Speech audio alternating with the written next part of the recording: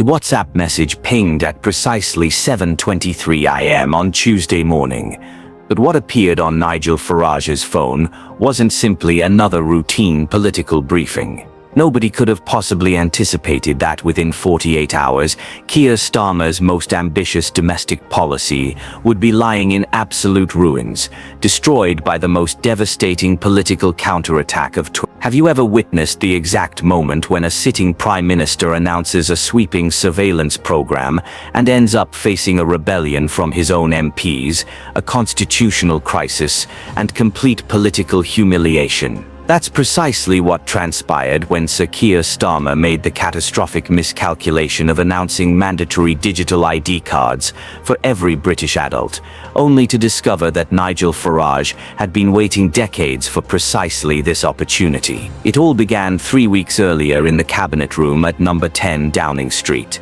Sir Keir Starmer, facing the worst polling numbers of any prime minister in modern British history, was desperately searching for policies that might demonstrate his government's competence on immigration. The small boats crisis continued unabated, with over 45,000 migrants having crossed the Channel since Labour took office. His approval ratings had plummeted to a catastrophic -54, whilst Nigel Farage's Reform UK was soaring to unprecedented heights in the polls. But here's what you haven't heard yet about the genesis of Starmer's digital ID scheme. The policy wasn't originally conceived by his government at all. It was virtually copy-pasted from a Tony Blair Institute position paper titled Digital Identity for a Modern Britain. The proposal had been gathering dust since 2019, until Home Secretary Yvette Cooper's advisors desperately resurrected it as a supposed solution to illegal working in the black economy. The briefing document presented to Starmer was deliberately misleading about public opinion and constitutional implications. Civil servants had warned about massive privacy concerns, implementation costs exceeding £15 billion, and the likelihood of fierce political opposition. But these warnings were systematically buried in appendices, whilst the executive summary painted a rosy picture of technological efficiency and border security benefits. Now here's where you need to understand why Starmer's announcement was so perfectly designed to backfire spectacularly. The Prime Minister wasn't simply proposing optional identity verification. He was mandating that every single British adult carry government-issued digital identification to prove their right to exist in their own country. The scheme would require biometric data collection, facial recognition technology, and real-time tracking of citizens' movements and economic activity. The constitutional implications were staggering and immediate. Britain had abolished compulsory identity cards in 1952 specifically because they were considered fundamentally incompatible with British liberty and democratic values. The wartime ID card scheme had been dismantled amid widespread public celebration that the emergency restrictions on freedom of movement and privacy were finally ending. Starmer was proposing to resurrect the most hated aspect of wartime social control. The morning of January 14, 2025, will be remembered as a catastrophic miscalculation in British political history. Starmer stood before assembled journalists in the Downing Street briefing room, flanked by Cooper and Chancellor Rachel Reeves, preparing to announce what he believed would be his government's signature achievement in tackling illegal immigration. The atmosphere was confident, almost triumphant. His team genuinely believed they had discovered a policy silver bullet. Today, Starmer began with characteristic lawyerly precision. We are announcing the most comprehensive immigration reform in a generation. Every adult in the United Kingdom will be required to carry a new digital identity card, the Brit Card, to verify their right to live and work in our country. The words landed like a political earthquake, sending immediate shockwaves through Westminster and across the nation. But here's what made Starmer's announcement so constitutionally tone-deaf: his complete failure to anticipate the civil liberties firestorm that would inevitably follow. The Prime Minister had somehow convinced himself that post-Brexit Britain would welcome increased government surveillance and bureaucratic control over daily life. He had fundamentally misread the national mood, the constitutional tradition, and his own party's philosophical foundation. The policy details were even more dystopian than the headline announcement suggested. The The Brit Card would contain biometric data including fingerprints, facial recognition mapping, and iris scan. Citizens would be required to present the card for employment verification,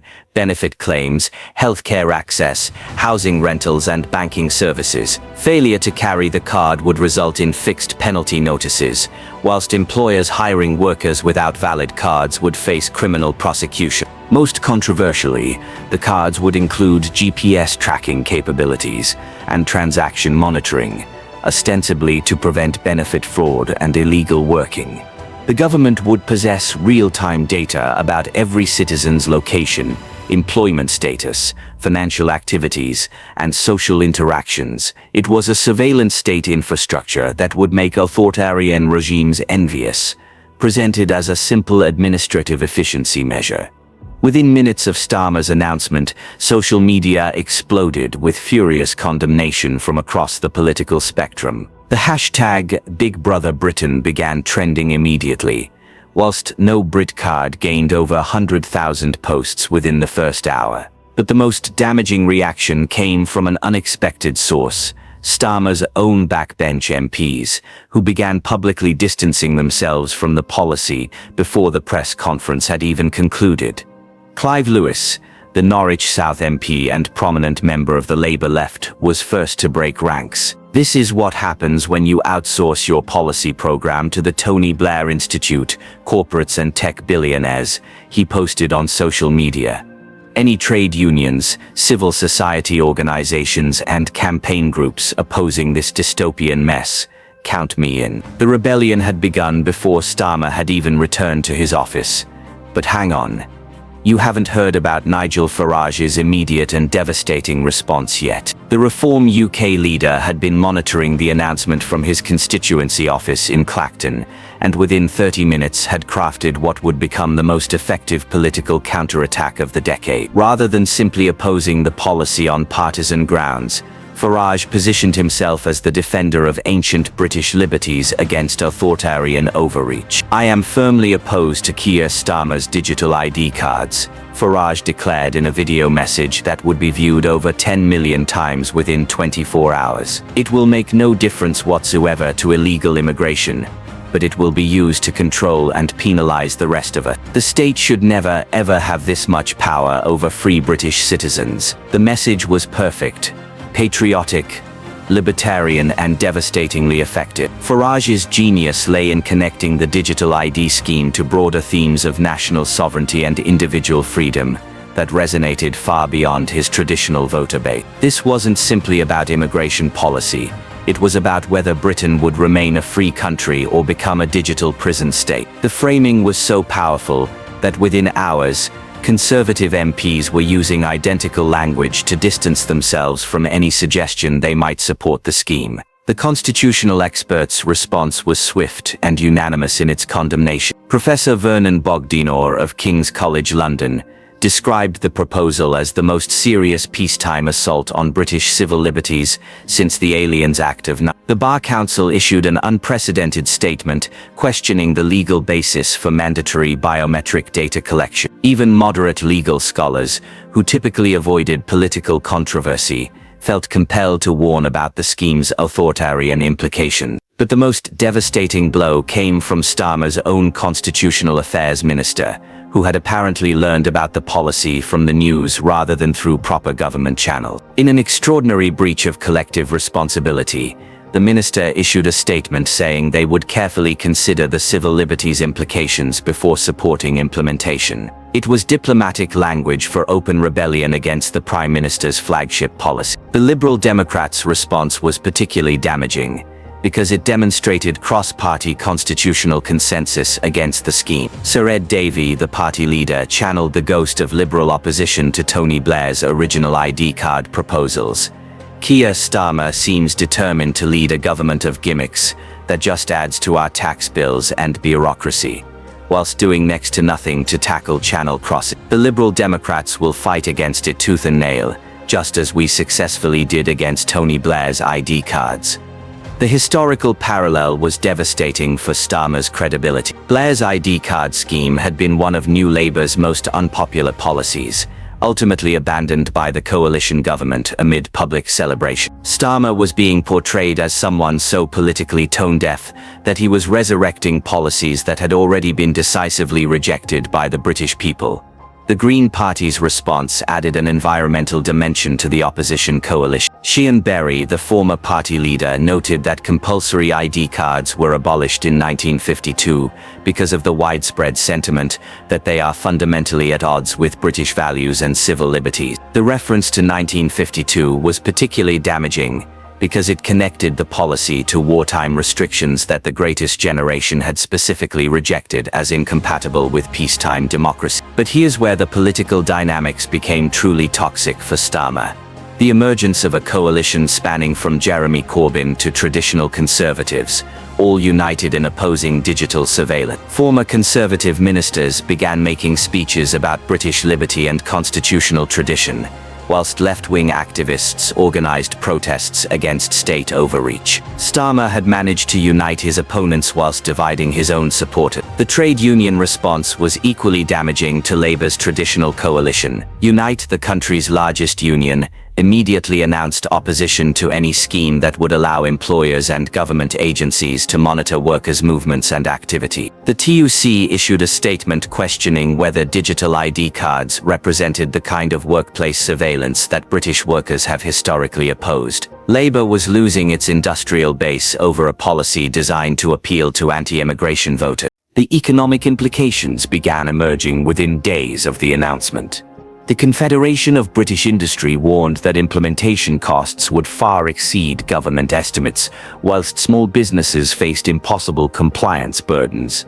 Pubs, restaurants, and retail establishments would be required to invest in card-reading technology, train staff in verification procedures, and face criminal liability for honest mistakes. The policy was simultaneously too bureaucratic for conservatives and too authoritarian for liberals. The technology sector's response was particularly embarrassing for a government that prided itself on innovation and digital transformation. Major tech companies privately expressed concern about being forced to implement surveillance infrastructure that would damage Britain's reputation as a digital-friendly jurisdiction. Silicon Valley executives began questioning whether London remained a suitable location for European headquarters if the government was moving toward Chinese-style citizen monitoring. 3 days after Starmer's announcement, the full scale of the political disaster became apparent during Prime Minister's questions. Kemi Badenoch, the Conservative leader, had been handed the perfect weapon with which to destroy Labour's competence narrative. Mr. Speaker, can the Prime Minister explain to the House why he believes British citizens should be treated like criminals in their own country? The question drew roars of approval from Conservative benches and uncomfortable silence from Labour MPs. Starmer's response was a masterclass in political tone deafness. Rather than acknowledging civil liberties concerns, he doubled down on the surveillance aspects. The Right Honourable Lady asks about treating citizens like criminals. I would suggest that the real criminals are those who employ illegal workers, and this scheme will help us catch them.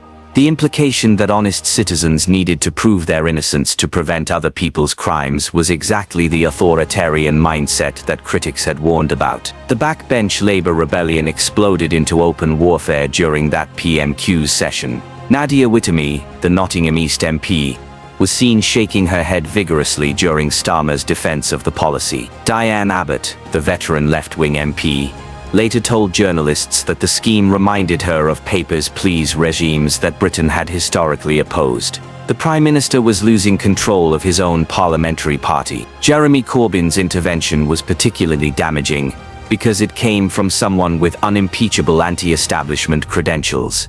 I firmly oppose the government's plans for compulsory digital ID cards, the former Labour leader declared. This is an affront to our civil liberties and will make the lives of minorities even more difficult and dangerous. It is excessive state interference and must be resisted. The statement united Corbyn's supporters with Farage's supporters in unprecedented political coalition. But here's where Farage's strategic genius became apparent. His decision to frame opposition around positive British values rather than negative criticism of Starmer. Instead of simply attacking the Prime Minister, Farage positioned himself as the guardian of constitutional tradition and individual liberty. Britain defeated fascism precisely because we believed in freedom over control, liberty over surveillance, trust over suspicion. He declared during a Reform UK rally, "We will not allow any government to turn our green and pleasant land into a digital police state." The polling response was immediate and catastrophic for Labour. Within a week of the announcement, Reform UK had surged to 29% in the polls, the highest figure any insurgent party had achieved in modern British history. Labour had collapsed to 22%, whilst the Conservatives recovered to 21%.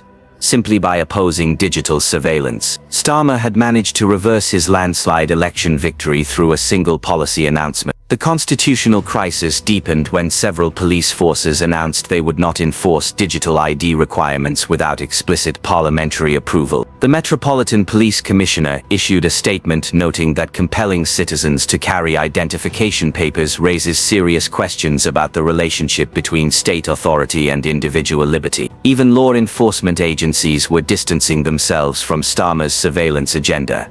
The international reaction was equally damaging to Britain's reputation as a mature democracy. European Union leaders expressed private concern about British adoption of surveillance technologies, typically associated with authoritarian regime. The United States State Department issued guidance noting that American citizens traveling to Britain should be aware of new identification requirements. Britain was being treated like a security risk rather than a trusted ally. The House of Lords immediately announced it would scrutinize any ID card legislation with unprecedented thoroughness. Lord Falconer, the former Labour Lord Chancellor, warned that the scheme might violate human rights legislation and constitutional convention. Even Labour peers were expressing reservations about supporting their own government's flagship policy.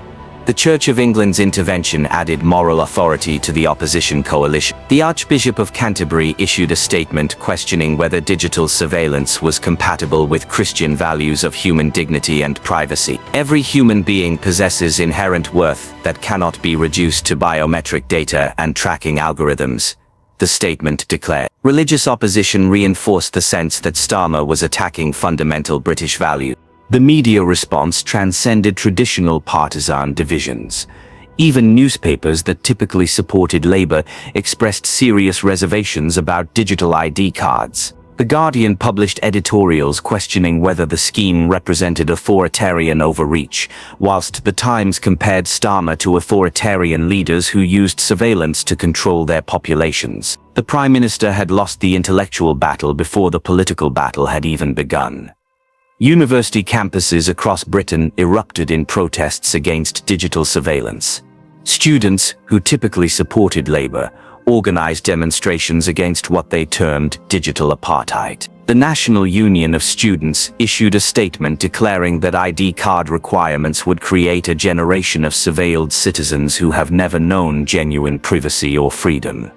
Labour was losing its future voter base. The legal challenges began immediately, with civil liberties organisations preparing multiple court cases against different aspects of the scheme. Liberty, the human rights organisation, announced it would challenge the biometric data collection requirements. Privacy International focused on the tracking and monitoring capabilities. The Law Society questioned whether the scheme had proper legal foundations. Starmer faced the prospect of years of expensive litigation. 2 weeks after the announcement, Starmer was forced to accept his first major political defeat as Prime Minister. During a humiliating press conference, he announced that the digital ID scheme would be paused for further consultation, whilst the government addressed legitimate concerns about implementation. The language fooled nobody. The policy was dead, killed by the most comprehensive political opposition coalition in modern British history. Nigel Farage's victory speech at a Reform UK rally was a masterpiece of political theatre. Today, the British people have reminded Keir Starmer that this is still a free country, he declared to thunderous applause. We have shown that when liberty is threatened, when ancient freedoms are under attack, when politicians think they can treat citizens like subjects, the spirit of 1688, of 1776, of 1940, still lives in the British heart. The historical references were perfect, connecting Reform UK to the great freedom struggles of British history. The political consequences were immediate and severe. Starmer's already dire polling collapsed further, with personal approval ratings falling to -67, worse than any prime minister in recorded history. Labour MPs began privately discussing leadership changes, whilst Reform UK's membership surged to over 2. The digital ID fiasco had transformed Farage from opposition politician to potential prime minister. The policy reversal was accompanied by the resignation of 2 junior ministers who had been associated with the scheme's development. Emma Reynolds, the immigration minister, announced she was stepping down to spend more time with family. Diplomatic code for being scapegoated for the disaster. Her replacement immediately distanced themselves from any future surveillance proposal. The constitutional implications of the defeat were profound and lasting. Parliament had demonstrated that some policies were beyond the pale of acceptable governance, regardless of electoral mandates or party discipline. The digital ID scheme had been rejected not through formal votes, but through the kind of moral consensus that occasionally emerges in democratic societies when fundamental values are threatened. The international ramifications enhanced Britain's reputation as a country where civil liberties remained paramount. European democracies noted that British politicians who attacked fundamental freedoms faced immediate and overwhelming opposition. American conservatives praised Britain for rejecting the kind of digital surveillance they associated with Chinese authoritarianism. The failed ID scheme actually strengthened Britain's soft power by demonstrating democratic resilience. 6 months later, the digital ID debacle was being studied in political science courses as a perfect example of how democratic societies reject authoritarian overreach. The speed and comprehensiveness of the opposition coalition demonstrated that some values transcend partisan politics when politicians threaten them sufficiently directly. The long-term damage to Starmer's political credibility proved irreversible. The man who had promised competent centrist governance had revealed himself as someone willing to implement authoritarian surveillance when politically convenient. Trust once lost in politics rarely returns, and Starmer never recovered from the perception that he fundamentally misunderstood British values and constitutional traditions. Nigel Farage, meanwhile, had cemented his position as the defender of British liberty against establishment overreach. The digital ID victory provided him with credibility beyond his traditional anti-immigration base, attracting libertarian conservatives, civil liberties liberals, and working-class voters suspicious of government surveillance. Reform UK's transformation from protest movement to potential governing party could be traced directly to Starmer's constitutional miscalculation. The technology companies that had been expected to implement the surveillance infrastructure quietly celebrated the scheme's demise. Senior executives had privately worried about being forced to participate in authoritarian projects that would damage their reputations and business prospects. The defeat sent a clear signal that British democracy retains sufficient vitality to resist digital authoritarianism. Today, the digital ID crisis is remembered as the moment when British democracy renewed itself by rejecting surveillance state overreach. Political scientists note that healthy democracies occasionally need to demonstrate their commitment to fundamental values by overwhelmingly rejecting policies that cross constitutional red lines regardless of their alleged practical benefits. The lesson extends beyond technology policy to fundamental questions about the relationship between state power and individual liberty in democratic societies. Starmer's defeat demonstrated that some powers are too dangerous for any government to possess, regardless of how they might be used or who might wield them. So Keir Starmer's digital ID scheme will be remembered not as a policy failure, but as a constitutional crisis that British democracy passed with flying colours. The speed and comprehensiveness of the opposition coalition showed that when liberty is genuinely threatened, the ancient British instinct for freedom remains stronger than partisan loyalty, electoral mandates, or governmental authority. The aftermath proved even more politically devastating for Starmer than the initial announcement.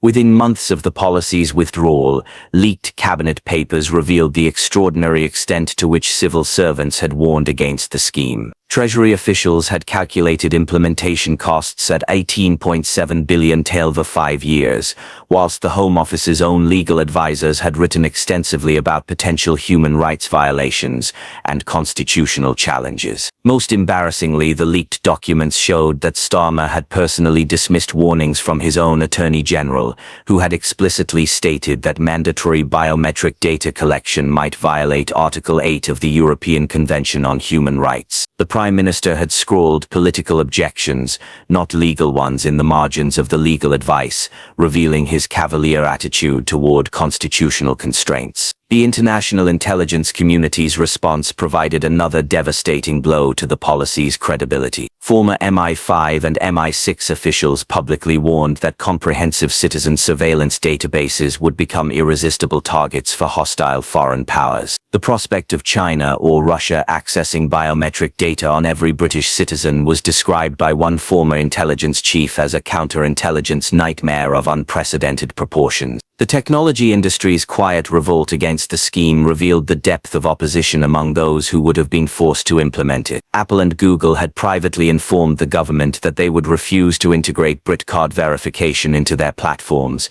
citing both privacy principles and reputational concerns. Microsoft's UK division had prepared legal challenges to any requirements for surveillance integration, whilst major British tech firms quietly relocated their headquarters to Ireland rather than participate in authoritarian infrastructure. Perhaps most tellingly, the scheme's defeat inspired similar civil liberties victories across Europe. When the French government proposed its own digital identity program 6 months later, opposition politicians explicitly cited the British example of comprehensive resistance to surveillance overreach. The Netherlands abandoned plans for enhanced citizen monitoring after Dutch privacy advocates organized Farage-style campaigns, emphasizing national traditions of individual liberty. The long-term political realignment triggered by the digital ID crisis fundamentally altered British politics for years to come. Traditional conservative voters who had defected to reform UK over Brexit found themselves staying for civil liberties reasons, creating a new coalition of liberty-minded citizens suspicious of state power regardless of which party wielded. Labour's working-class base, already eroded by cultural issues, suffered further defections to a party that credibly positioned itself as defending ordinary people against establishment surveillance. The constitutional precedent established by the scheme's defeat became a permanent fixture of British political discourse. Future governments of any party found themselves constrained by what commentators termed the Farage doctrine, the principle that certain expansions of state power would trigger immediate, overwhelming and potentially government-ending opposition regardless of electoral mandates or parliamentary majorities. 2 years later, when historians analyzed the collapse of the Starmer government, they consistently identified the digital ID crisis as the moment when his administration lost its moral authority and political credibility permanently. The speed with which a supposedly moderate, centrist government had embraced authoritarian surveillance revealed character flaws that no subsequent policy successes could overcome. Subscribe to the channel if you want to know how liberty defeats authoritarianism, because what you witnessed wasn't simply a story about identity cards. It was a story about how democratic societies defend themselves against surveillance state overreach, and how sometimes the most powerful response to Big Brother is simply saying absolutely not.